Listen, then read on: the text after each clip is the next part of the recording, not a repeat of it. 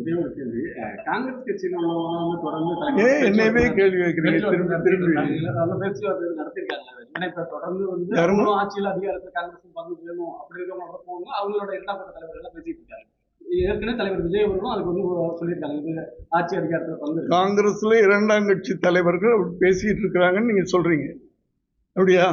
அதான் உங்களோட கூட்டணி பேச்சுவார்த்தை பேசியிருக்காங்க. என்னுடைய நான் யாருப்பா? நான் யாரு? அந்த கட்சியில் ஏதாவது பதவியில் இருக்குன்னா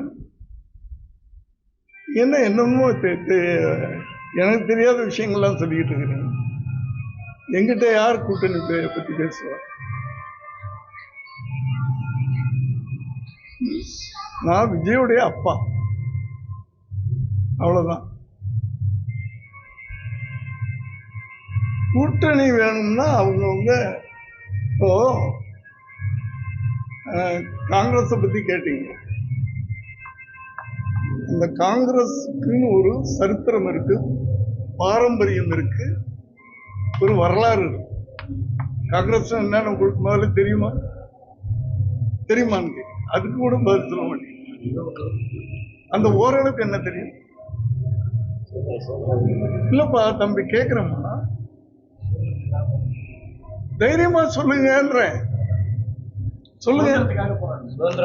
சுதந்திரத்துக்காக போராடினவங்களா? அப்படியாப்பட்ட ஒரு வரலாறு இருக்கிற கட்சி இன்னைக்கு தேஞ்சு போச்சு. பவர் இல்ல.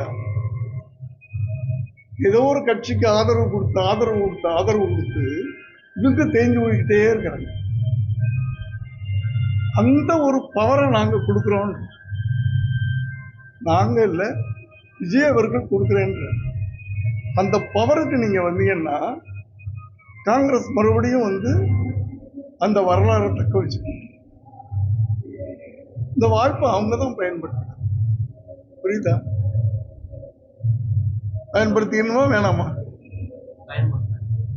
சொல்லு தம்பி, நல்லா சொல்லுமா. அதான் அவங்ககிட்ட போய் சொல்லு. என்ன நான் ரொம்ப தெளிவான விஷயம். நான் தைரியமா 1000 மைக் இருந்தா கூட பேசுவேன்.